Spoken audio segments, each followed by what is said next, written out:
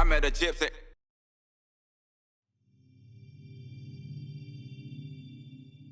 We've got our two-stroke Yamaha build-off. We're going to do a biker build-off. Oh, really? Yeah, I mean, how many times do you see me build a dirt bike? Can you do anything? Yeah, I can. I can do everything. I can do everything except probably split the engine and do that. I can do top end. I can do a clutch. I can do that. Do I want to? No. But will I? Yeah, I can get it done. Yeah. No, I'll do it. I got ideas. New bikes are easier. Like, whatever. Yeah, I have ideas. So I have a lot of resources. So I'm gonna do the terms of the negotiation is it's got to be a Yamaha, it's got to be a 250. It could be from Four-stroke? No, two-stroke. Oh, okay. It can be from any era, so it can be like the 90s, 2000s, modern era. I'm not gonna know what he builds. He's not gonna know what I build. We're gonna do 3 episodes on the Deegan channel, 3 episodes on our channel. I'll drive that bitch to Tallahassee.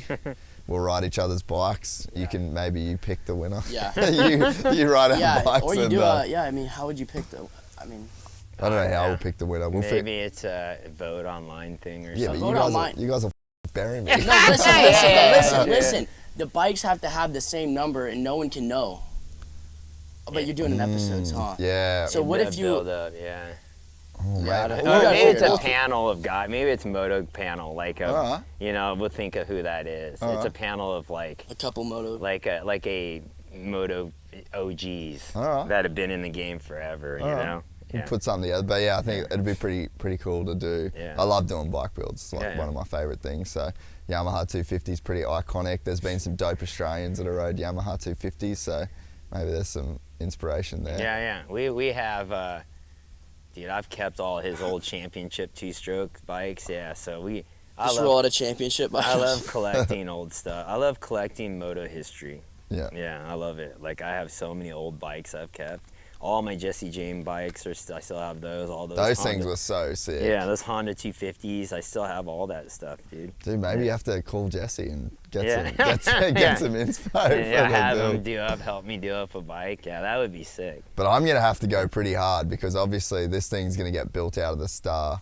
Yeah. Like at the goat farm. I've kind of got my work cut out for me. But I'm gonna have to really dig deep into this. It's gonna have endless resources. Yeah, and so unlimited budget. There's no budget stipulations on this build, so we can have gold spoke nipples if we want. But yeah, I'm pumped. But thanks for chatting. I got a lot of respect for you boys. I'm big fans. Big fan of the way you ride. Big fan of the way you carry yourself, and I think, Brian, what you've done as a dad as well. Like, this was actually one of the things. I think I've said it to you privately, but not publicly, and I think it's probably cool to say publicly. Like, how much belief this kid has in himself is crazy.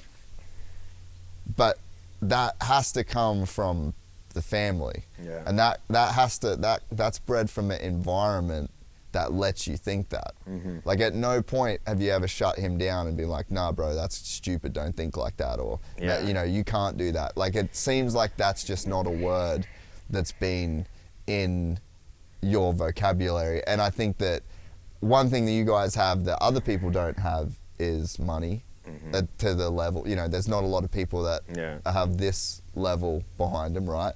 But people still have families, and they still have a son that has dreams, and they, and there's a level at which you can empower your kids to think that they can be what they want to be. Yeah. And I think that, I've said it a million times, but Ben Townley said it best: money doesn't tie up your running shoes. But I think that there's just a level of empowerment that you've given all your kids to chase dreams and to not feel like something's crazy or to not feel like it's stupid to want something. I think it's something you should be super proud of. Yeah, no, thanks. Yeah, I feel like that's something that comes from the family environment, from mom and myself, not giving kids an avenue to find weakness. I think like if one of the kids wants to quit or I'm hurt or this is that, he can't run to mom and mom going, oh, it's okay. It's a weak link of building these strong kids, right? Mom's tough. She's like, no, you're fine.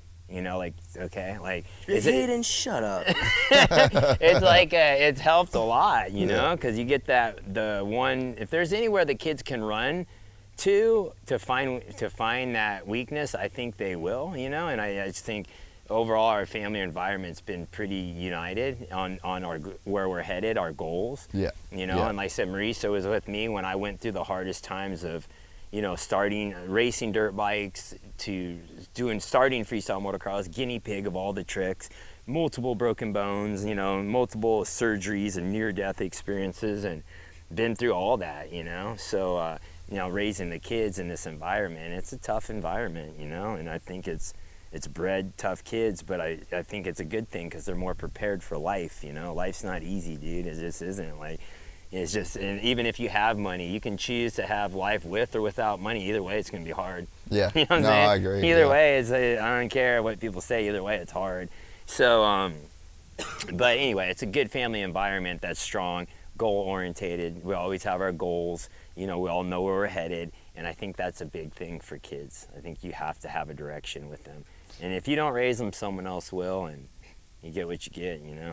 Yeah, and I think that, you know, when you look at the Deegan's channel from the outside, it's not just about dirt bikes. I think that that's kind of the messaging, you know, that's in there. And I think it is aspirational for people. They might not have started with the start that you had, but it's a good lesson of like, this is what hard work gets you. This is what being a good family gets you. This is what staying together and, you know, working towards those goals. So I almost think it's harder to come from a family of resources and become successful than a family with there's no way to turn back. You only have one way to go. And he knows that because he's actually experienced it. I came from, I can't say nothing. Like, my dad had a decent job. He was a teacher.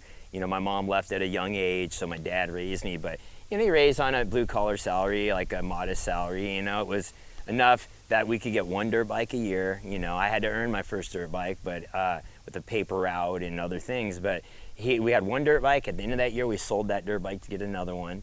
You know, we were, you could say, moto poor. I don't think you're ever poor racing a dirt bike, but like, you know, you know, it's, we made it work, and through work ethic, I was able to make it, and I was able to get out of Nebraska once I started racing Loretta's and Ponca, and I saw California kids. I thought the California kids were like the coolest kids, dude. Bleached hair, like the back then it was like the flop hair, the Tony Hawk cut. And I just wanted to be in California so bad. I'm just like, dude, that's where I'm headed. And anyway, my dad was cool enough to let me leave at, you know, the house to chase my dreams of racing Supercross and not force me to go to college. And but education was super important in our family, and you know, I had to work hard, had to pass my grades.